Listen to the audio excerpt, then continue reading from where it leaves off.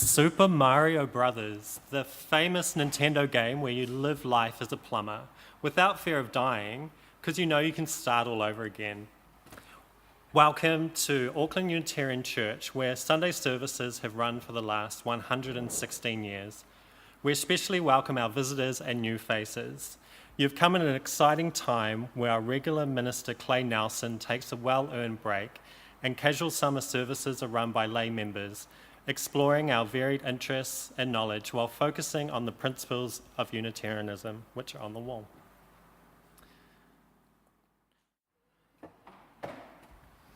Dead, if you look in the dictionary, simply means no longer alive. Being dead, however, is not that simple. Let us consider this broom I flew in on this morning. If I did too much cleaning, which would never actually happen, and wore the bristles out, I could change the head and keep on cleaning. Then if while flying home I crash and break the handle in half, I could go to Bunnings and get a replacement to screw on. It would still be my broom, but would it be the same broom? Is the original broom dead? That is quite a paradox. If I came and stood before you in 10 years' time, a similar thing would have happened. Every cell and atom in my body, aside from a few cerebral and a few coronary cells, would have been completely replaced with new cells, albeit looking a little older due to mistakes that happened during the replication of my DNA, unless I go and see a plastic surgeon. Every day, cells in my body are constantly dying and being replaced. So in 10 years' time, a completely different physical being would be standing in front of you, although you would still know him as me, Kurt. Yet, if every cell was to die in one foul swoop, as with any death, it would be an utter tragedy. This raises the question, what does it really mean to be alive? When can we consider someone dead? Should we be able to choose? All of these are potential future topics for someone more expert in philosophy than I am.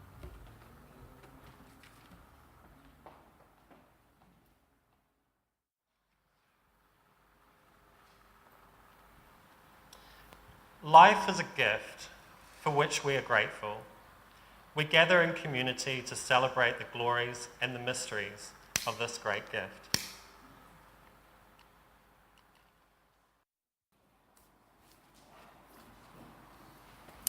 Our Unitarian community is so lucky to have a few midwives charged with ensuring the months leading up to a child's birth and the birth itself goes smoothly. Yet, when it comes to the other end of our lives, be they short or long, who is there to prepare us, our families and loved ones, for the shock, grief and changes that come with death? Yes, we have a pastoral committee of Clay, Craig, Chris and Alex, but the professional midwife for the dead and dying is something missing, not just in our community, but in Western society in general. Being of predominantly British descent, with a well-ingrained stiff upper lip, our community could certainly learn a lot from our Maori and Pacific Island neighbours when it comes to grief and death. A Pākehā family is likely to hand over the preparation of the body to a commercial company, booking a chapel for an hour, bottling up their emotions and heading back to work after 3 days paid bereavement leave and a belly full of sausage rolls, asparagus rolls, cheese rolls if you live in Otago, and other finger foods of comfort. We're expected to cope, where not coping is completely natural. The best thing we can do for each other is to give ourselves space and permission to not cope. In contrast, a Maori tangi is a 3-day affair, where in a healthy and supportive way, everyone is able to tangihia te tangi, or cry the cry, to truly work through all the thoughts, feelings, emotions, both good and bad, spiritual and intellectual, that come with a death.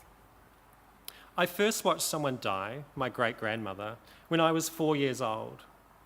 I clearly remember the open mouth, gasping for breath, the pasty yellow skin hanging below sunken, closed eyes, and a hand swollen with fever, just clawing at the air. Something I would see again and again with the death of my mother and my grandmother. Just an aside, I can't stand that euphemism lost. I lost my place in a book or in my sermon, but my parents are dead. I also don't like that overly polite and antiquated passed away, from a time centuries ago when it was believed that the spirit would stay in the body, still hearing us until the wake was well and truly over, and then they could finally pass over. Anyway, back to death. Seeing death in all its ugliness and its beauty is so good for us. For the living, to come to terms with, process, and grieve the death of a loved one, making it easier to go on living happy, healthy lives, although slightly different lives. This is much harder when the body you see has been pumped full of embalming fluid and made to look 10 years younger by professional makeup artists, the body looking as if they're just taking a nap. Even harder is when you don't get to see the body at all. A sad fact for the families of the 29 men who died in the Pike River mine disaster. Their bodies still trapped over a kilometre underground. How can you grieve when there is no body to grieve over, especially when the possibility of re-entry is thrown around as a political football? A memorial service was held. Each victim was represented by a table covered in relics and symbols of their lives. Photographs, teddy bears, sports equipment, favourite foods, those things that make someone an individual, that make them alive, enabling the families a point of focus for their mourning.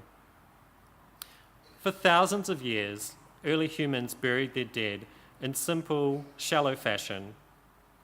Cremations only emerged relatively late in human history. It first arose in the Western world when Romans sought to mimic the dramatic fiery end of their great mythical heroes. Entombments soon replaced cremations thanks to the smart marketing of elaborately carved sarcophagi. By the late 5th century, cremation had become almost completely obsolete following the spread of Christianity, with all its associated belief in the resurrection of the dead, thought to be a bit difficult if your body had been burned to a cinder.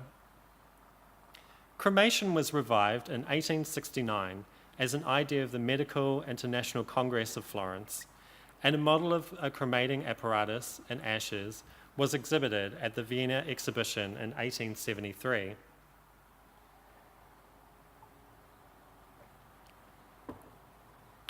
The first crematorium was built in the UK in 1885, followed by New Zealand's 24 years later in Karori in Wellington. My mother was cremated, her ashes buried below a plaque in a rose garden in Pies Pass Cemetery, somewhere I haven't been for the last 8 or 10 years, nor am I likely to.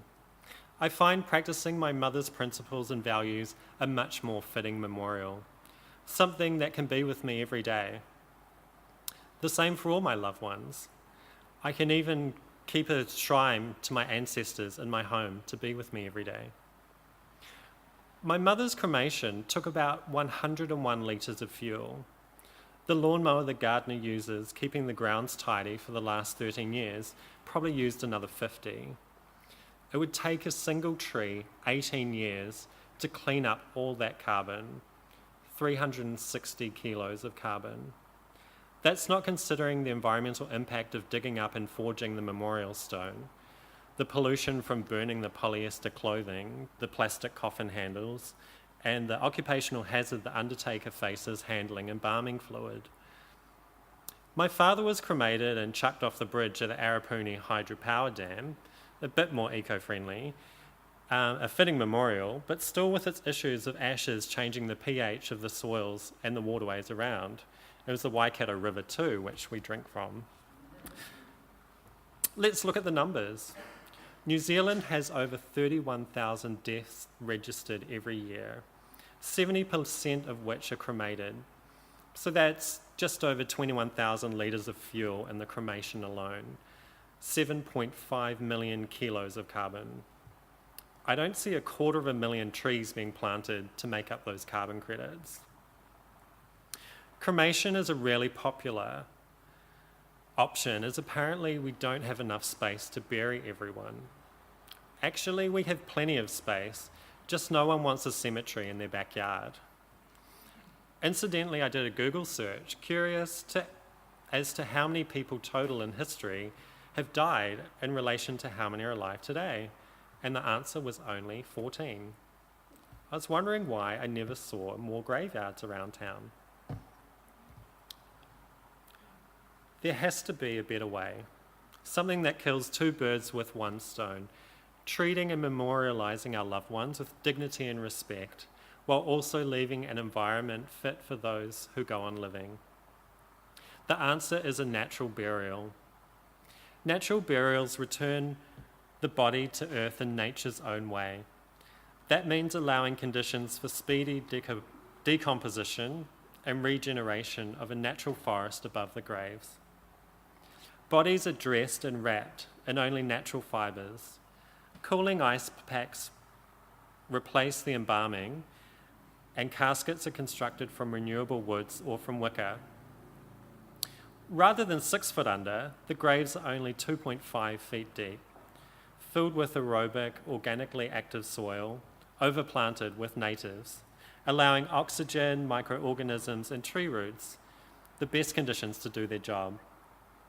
All of the body's nutrients and matter will be gradually absorbed by the surrounding soil and plants. A headstone can be carved from wood to mark the plot until the bush takes over, when a GPS marker, easily accessed by a smartphone, enables families and friends to return and enjoy the space. Natural cemeteries are beautiful places.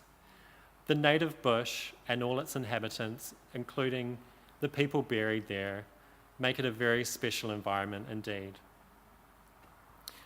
Natural burials are effectively the environment's own death management method, so ecologically preferable to standard burial and cremations. Decomposition is the natural process of dead animal or plant tissue being rotted or broken down. This process is carried out by invertebrates, fungi, and bacteria. The result of decomposition is that the building blocks required for life can be recycled.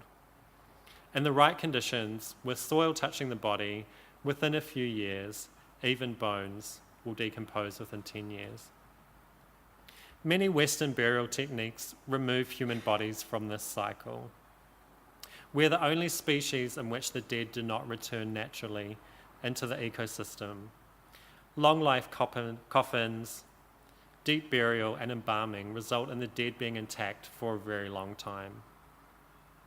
Cremation and standard burial are proportionally minor contaminants compared to other human activities, but analysis shows that the impact is significant, and yet it's completely avoidable impact. You might have a few questions. Don't you have to bury people 6 feet under? No, this is a myth. There's no bylaw stipulating depth.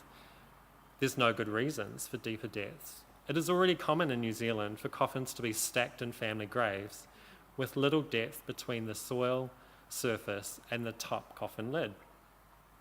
Don't people have to be embalmed? No, that's another myth. There's no law or bylaw stipulating embalming. Already around 2 out of every 100 deceased people are not embalmed in accordance with their wishes. Aren't dead people a health hazard? No. Pathogens, the infections people carry when they are alive, die within 24 hours of the person's death. New Zealand's top pathologists have confirmed to us that dead bodies pose no special or particular health risk.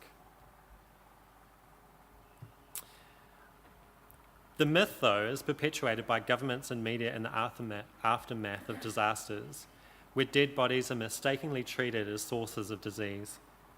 It is the live people that cause disease. The United Nations and the World Health Organizations have both released research studies showing dead bodies pose no special public health risk. Based on these studies, the organizations have advised governments not to attempt rapid discarding of bodies post-disasters. Do animals dig up the graves? No. In the 200 different natural cemeteries around the world, there's been no incidents. Animals have better and easier things to do. Not only do many people find the acres of bush in a natural cemetery a fitting memorial to their lives, they also regard returning their body to the ecosystem as a far better legacy to leave for future generations. Councils are worried by the realisation that hundreds of years after you die, they will still need to meet the costs of mowing around your grave and re-erect your crumbling gravestone. Just look around the Simon Street Cemetery.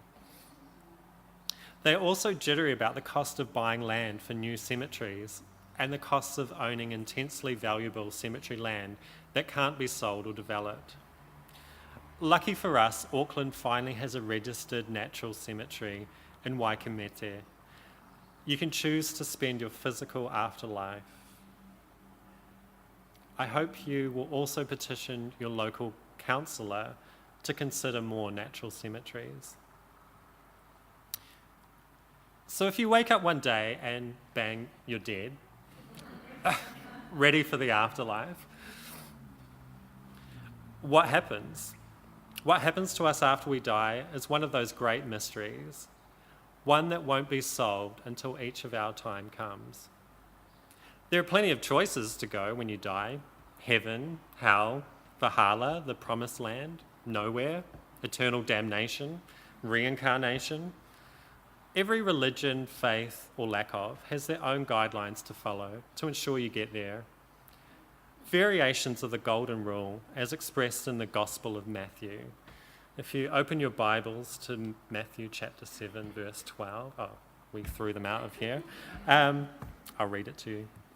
So in everything, do to others what you would have them do to you, for this sums up the law and the prophets. Here are other versions of this very important tenet, sometimes referred to as prayers of peace, when gathered together to show the universality of the concept beyond the bounds of Christianity. In Confucianism, never impose on others what you would not choose for yourself. The Baha'i say, and if thine eyes be turned towards justice, choose thou for thy neighbour that which thou choosest for thyself. Unitarians, we have our guiding principles. In Hinduism, one should never do that to another which one regards as injurious to one's own self. In Wicca, and at harm none, do what you will. Sikhism, whom should I despise, since the one Lord has made us all? In Islam, hurt no one so that no one may hurt you. However they are expressed, they can all be summed up in just 4 simple words.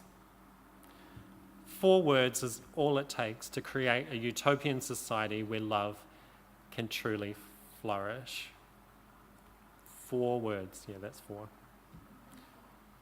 Don't be a twat.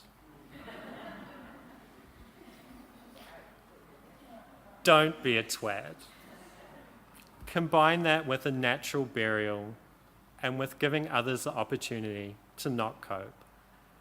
The world would be a much better place.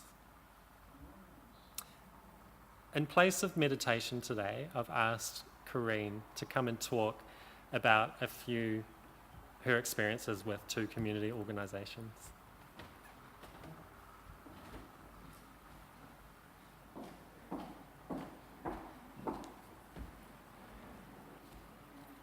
Thanks, Kurt. The Death Cafe. Well, according to Wikipedia, a death cafe is a scheduled non-profit get-together for the purpose of talking about death over food and drink, usually tea and cake. The goal of these non-profit groups is to educate and help others become more familiar with the end of life. The idea originates with the Swiss sociologist and anthropologist Bernard Crotaz. Individuals can discuss their understanding, thoughts, dreams, fears, and all other areas of death and dying at these events. Generally, a death cafe will have in the region of up to 12 people gathered in a group discussing death-related topics and usually lasts for about 2 hours. Tea and cake are one of the most important features to the event as they assist with creating a nurturing and supportive environment. The concept has spread due to media attention and because the topic evokes so many different people's thoughts of what death means.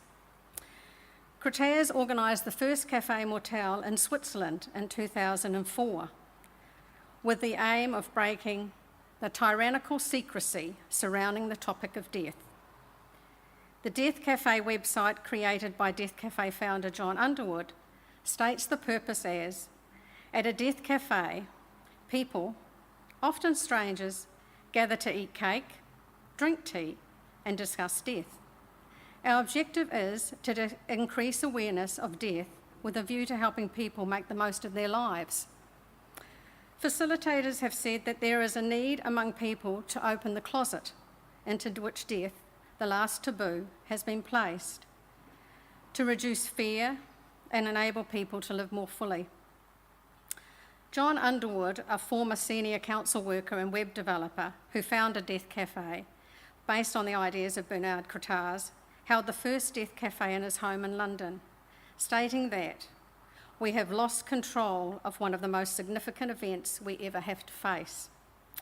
The first Paris Café Mortel with Crotaz took place in 2010, and Underwood held the first London event in 2011 in his home, subsequently developing the Death Cafe website, generating guidelines with his mother, who was a psychotherapist and Underwood's first Death Cafe facilitator. They published the concept, which took off globally. The first US event was organised in summer 2012 near Columbus, Ohio. By June 2014, the idea had spread to Hong Kong. Venues include homes, rented halls, as well as restaurants and cafes. A cemetery and a yurt have also been used, and in February 2013, a death cafe in London was filmed. The first public death cafe in New Zealand was held in Wellington on the 30th of March 2014. Death cafes have helped to relax the taboo of speaking about death, particularly with strangers, and encouraged people to express their own wishes for after they die. The open-ended discussions also provide an avenue to express thoughts about one's own life. Now, what took me to a death cafe? Well, I think I was fortunate in that I grew up on a farm where life and death was around us every day. I also had parents and grandparents who believed it was natural to go and see the body and say goodbye to the deceased. I can remember my nana telling me how she got the call after her mother-in-law had died, and off she went to help wash and get great-grandma ready for her funeral. My father was 9 years old when his sister Valerie, who was 7 years old, got pneumonia and was taken away to hospital where she died. They brought her body home and Valerie was in the house before the funeral. My grandmother was Scottish, my grandfather Scots-Finnish, and it was how they did things. I don't think either of these traditions were actually unusual a few generations back. Somewhere along the way, funerals became a business.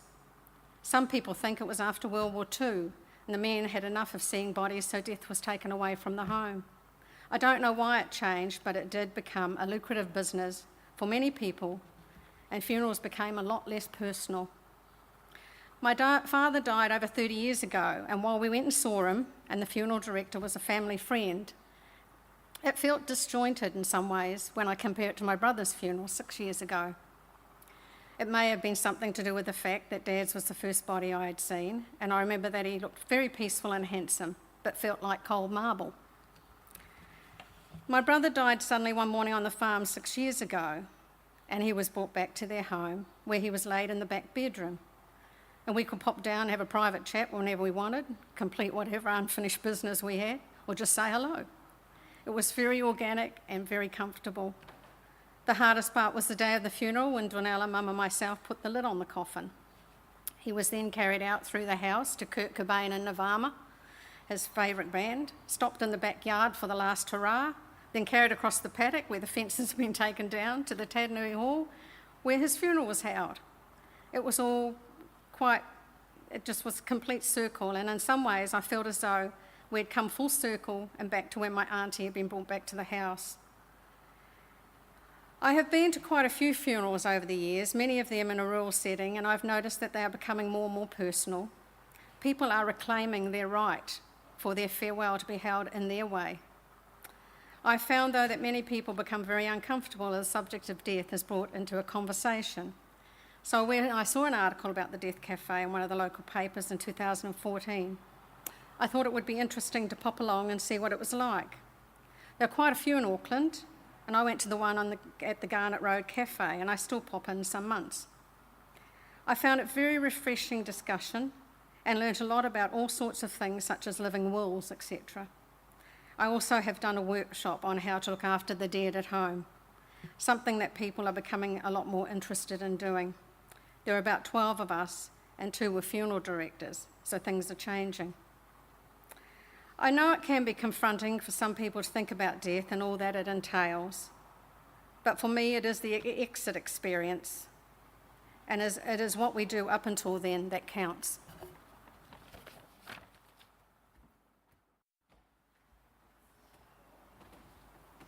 My closing words are by Aaron Freeman. You want a physicist to speak at your funeral. You want the physicist to talk to your grieving family about the conservation of energy so that they will understand that your energy has not died. You want the physicist to remind your sobbing mother about the law of thermodynamics, that no energy gets created in the universe and none is destroyed. You want your mother to know that all your energy, every vibration, every bitumen of heat, every wave of every particle that was her beloved child remains with her in this world. You want the physicist to tell your weeping father that amid energies of the cosmos, you gave as good as you got. And at one point, you'd hope that the physicist would step down from the pulpit and walk to your broken-hearted spouse there in the pew and tell him that all the photons that ever bounced off your face, all the particles whose paths were interrupted by your smile, by the touch of your hair, hundreds of trillions of particles have raced off like children, their ways forever changed by you. And as your widow rocks in the arms of a loving family, may the physicist let her know that all the photons that bounce from you were gathered in the particle detectors that are her eyes, that those photons created within her constellations of electromagnetically charged neurons whose energies will go on forever. And the physicist will remind the congregation of how much all of our energy is given off as heat. There may be a few fanning themselves with their programs as he says it, and he will tell them that the warmth that flowed through you in life is still here, still part of all that we are, even as we who mourn continue the heat of our own lives. And you'll want the physicist to explain to those who loved you that they need not have faith. Indeed, they should not have faith. Let them know that they can measure, that scientists have measured precisely the conservation of energy and found it accurate, verifiable and consistent across space and time. You can hope your family will examine the evidence and satisfy themselves that the science is sound and that they'll be comforted to know that your energy is still around. According to the law of conservation of energy, not one bit of you is gone. You're just less orderly. Blessed be.